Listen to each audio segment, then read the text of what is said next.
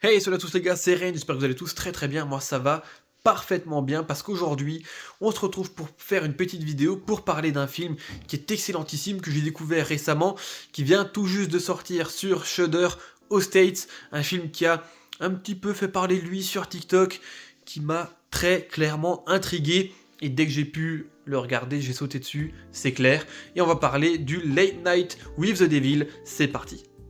C'est un film d'horreur australo-américain, aussi un petit peu financé par les Émirats Arabes, et il sera réalisé par Cameron et Colin Cairns. C'est un film qui dure 1h26 et il est plus qu'intriguant. Moi, c'est une surprise pour cette année, je ne l'avais pas du tout prévu, hein. Franchement, je ne m'y attendais pas à voir un film comme ça cette année, parce que c'est vrai que on n'entend pas beaucoup parler de films d'horreur ces derniers temps, mine de rien, notamment ceux qui sortent sur Shudder, on n'en entend pas vraiment parler, et puis là, ça fait un mois, à peu près, un mois et demi, voilà, des images sur TikTok, sur Twitter, qui teasent un petit peu le film, et je fais putain, mais ça a l'air ultra intéressant, j'ai regardé la bande-annonce, je me suis dit, il faut que je regarde, c'est pour ça que je l'ai fait, et franchement, c'était la surprise de l'année, je pense que c'est un gros coup de cœur là. Puisqu'effectivement, dans ce film, on va suivre en fait un late night show, tout simplement, on va suivre Jack Delroy, qui est une star montante, présentateur télé dans les années 70 aux États-Unis, et il décide de faire un late night show pour un petit peu divertir les gens, voilà, divertir le public,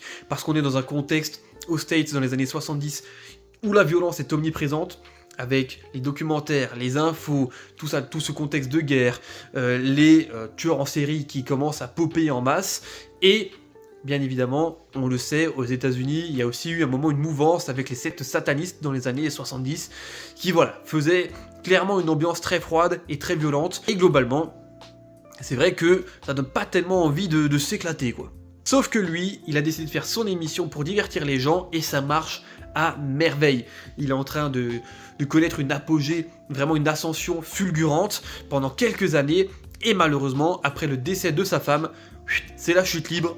Le show prend un gros coup, il commence à battre de l'aile, il perd du public, il perd de l'audimat, et en fait, sa dernière chance pour sauver un petit peu son émission, c'est pendant Halloween 1977 de créer un show, voilà, un live, un direct, un late night show où il va faire venir des gens un petit peu spécialistes dans l'horreur, dans le paranormal, des gens avec des dons, avec des spécificités assez particulières, sauf que il y a un invité sur le plateau qui a causé quelques problèmes, et c'est là tout le principe du film, c'est que l'on va suivre en tant que spectateur, nous à la télé, vraiment comme si on regardait cette émission, comme si on avait zappé, qu'on était tombé dessus. Voilà, on va suivre cette émission-là qui va partir en vrille, et franchement le contexte est excellent. Le présentateur télé est l'excellent David Dastmalchian. Alors c'est vrai que je l'ai vu dans quelques films, mais je l'ai toujours trouvé très bon et très particulier en même temps. Mais alors dans ce film-là, c'est une pépite. Il incarne son personnage à la perfection, il est à l'aise dans son rôle à mort. Ce mec-là aurait dû être présentateur télé de Late Show justement parce que c'est top. Il sera accompagné aussi d'une docteure qui sera interprétée par Laura Gordon. Et il y aura aussi une fille très importante qui sera interprétée par Ingrid Torelli. La fille, elle s'appelle Lily dans le film et elle a un rôle clé. On va dire que pour ce casting-là, c'est relativement solide, ça marche bien, il y a une belle symbiose dans l'équipe et on le sent à l'écran. Franchement, comme dit, en fait, ce film-là, ce qui marche excellemment bien, c'est que quand on le regarde, on a vraiment cette sensation d'être tombé sur une émission télé en zappant en fait. Ça semble tellement naturel, franchement, ça marche du tonnerre. Et donc pourquoi je vous parle de ce film là aujourd'hui? Parce que franchement c'est une claque, en fait c'est une claque, voilà, il n'y a pas beaucoup de budget, c'est un film voilà, sorti un peu de nulle part, même pas au cinéma, ils nous sortent ça sur une plateforme, et franchement c'est une idée ultra originale, qui fonctionne à mort, parce que moi cette sensation d'être du coup vraiment dans le public d'une émission télé, ça marche trop bien, j'étais à fond dedans, et c'est un film qui se construit au fur et à mesure en fait, parce que l'horreur, on va dire qu'elle est présente réellement dans le film que sur le dernier quart d'heure. Parce qu'au départ, on va vraiment suivre une émission télé, voilà la présentation des quelques invités, de leurs spécificités à chacun, quelques petits éléments viennent un petit peu déjà perturber, on va dire, le plateau, mais globalement, l'horreur n'est pas vraiment présente. Et pourtant, elle se construit au fur et à mesure, et à chaque fois qu'on nous emmène quelque part, en fait, on nous prend à contre-pied d'un coup, parce que, mais c'est vrai, en fait, dans le film, il y a plusieurs moments où on se dit, ouais, en fait, on va arriver dans ce sens-là, il va y avoir quelque chose de spécial avec ce personnage-là,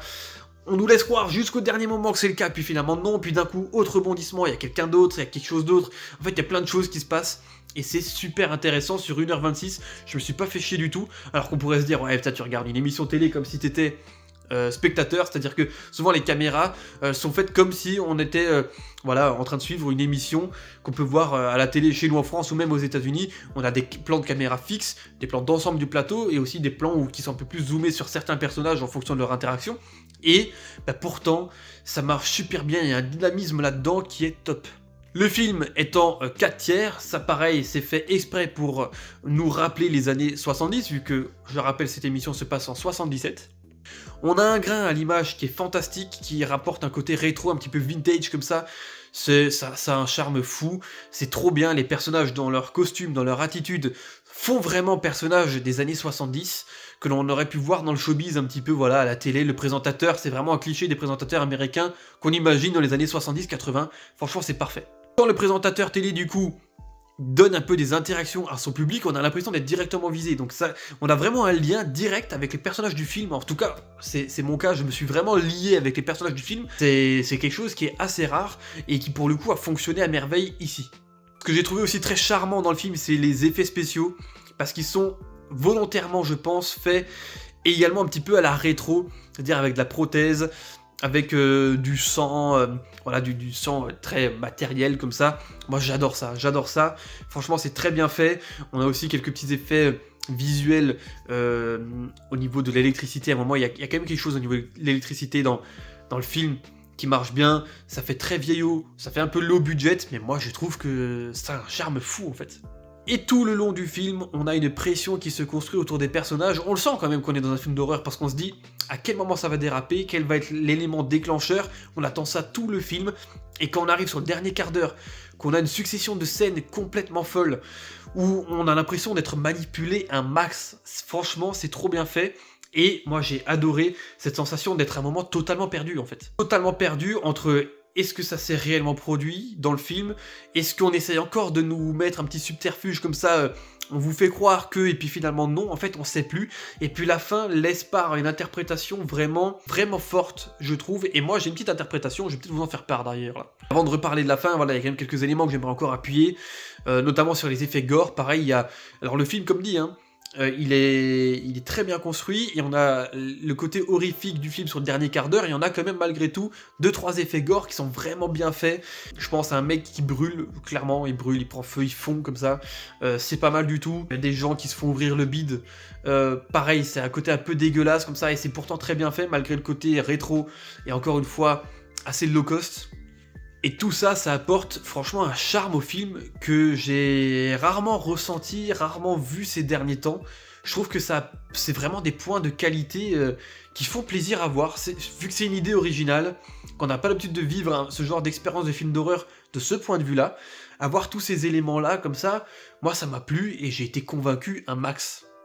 Donc tout ce film, c'est une ambiance, c'est une expérience, c'est vraiment quelque chose qu'il faut voir, qu'il faut vivre, je pense, et en VO c'est excellent, parce que du coup en VO, on a, comme dit, vu qu'il y a pas mal d'interactions avec le public, on a vraiment l'impression d'être assis là, sur une chaise dans le public, à écouter ce qui se passe, c'est très naturel je trouve, et tous les acteurs, même le décor, les transitions qu'il y a dans le film, en mode je vous fais des pubs, parce que ça c'est pareil, en fait dans le film il est tellement bien construit qu'à un moment, pour nous faire vraiment croire qu'on suit une émission, ils nous mettent coupure pub, et à la place de voir des pubs, forcément pour quand même qu'on reste accroché au film, on nous met des petites caméras embarquées qui suivent les personnages dans les coulisses, pendant les 2 minutes de pause, et tout ça je trouve que, non mais franchement ça crée un dynamisme dingue. Bref, vous l'aurez compris, ce film là, moi il y a plein de qualités, je vais pas trop rentrer dans trop de détails non plus, comme ça vous pouvez le visionner, mais attention, à partir de maintenant, petite alerte spoiler quand même, j'ai envie de vous faire une petite théorie sur ce que j'ai compris de la fin.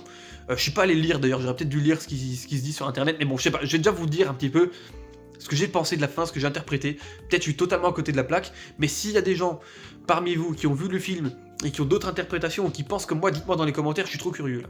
Alors voilà pour la partie spoiler, qui touche directement à la fin du film.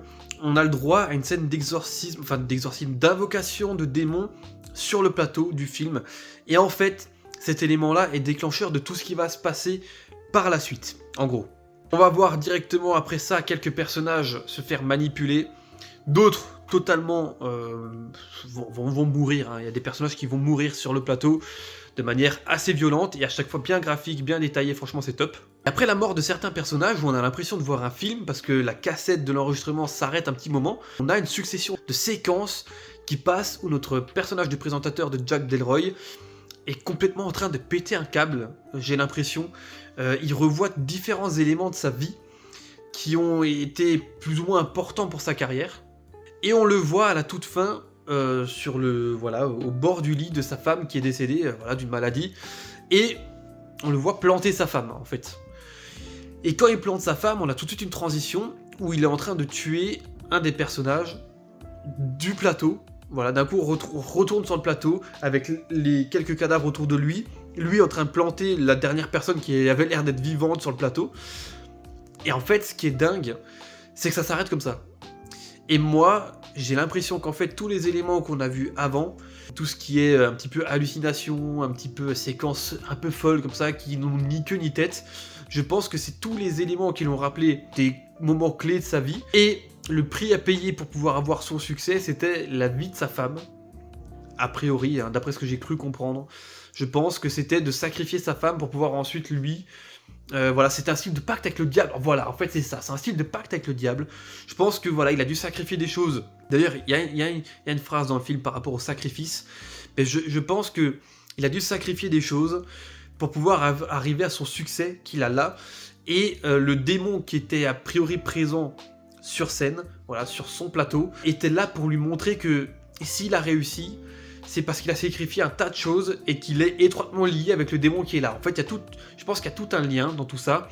Il y a tout un lien à un moment où, pareil, on voit des cassettes dans le film qui parlent d'un chef de secte satanique. Il y a une survivante de cette secte qui est sur le plateau.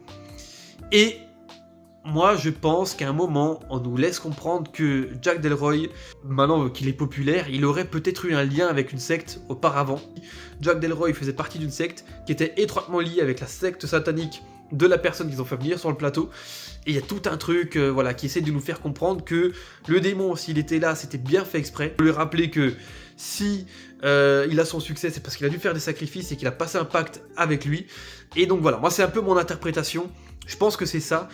Et je pense que la symbolique du fait qu'il a dû tuer sa femme, ça représente le sacrifice qu'il a fait. Et quand il tue sa femme, la transition emmène sur le moment où il tue la dernière personne vivante sur le plateau, qui était a priori le démon. Je pense que ça veut dire que voilà, le pacte a été rompu, mais par contre t'as dû faire un sacrifice de bâtard, quoi. En gros, c'est clairement ça. En tout cas, c'est comme ça que je l'interprète. Je pense que c'est globalement ça. Il faudrait que je me renseigne en ligne un peu s'il y a des gens qui ont vraiment une théorie ou quelque chose sur la fin. Ça se trouve, en fait, c'est très clair et c'est moi qui me fais des idées de fou. Je pense que c'est ça qui a été voulu à la fin du film. Que l'on nous fasse comprendre que voilà, c'est pour ça que c'est Late Night with the Devil, qu'il y a tout un pacte autour du diable et que le diable était vraiment sur le plateau et directement en lien avec le présentateur télé. En tout cas, c'est peut-être un petit peu confus tout ce que je vous dis, je suis peut-être même un petit peu confus dans ce que j'explique parce que je trouve que voilà, il y a pas mal de choses à interpréter, ça se trouve je dis n'importe quoi, mais en tout cas, vous dites-moi dans les commentaires ce que vous en pensez, si vous avez peut-être pensé la même chose que moi ou pas du tout, si je suis à côté de la plaque. Mais voilà, ces petites 5 minutes spoilers sont terminées. Je vous laisse vous découvrir le film si vous ne l'aviez pas encore vu. Je vous souhaite en tout cas un très bon visionnage, je vous le recommande chaudement. Et puis moi je vais vous laisser là, c'était Renz, portez-vous bien, allez, ciao ciao.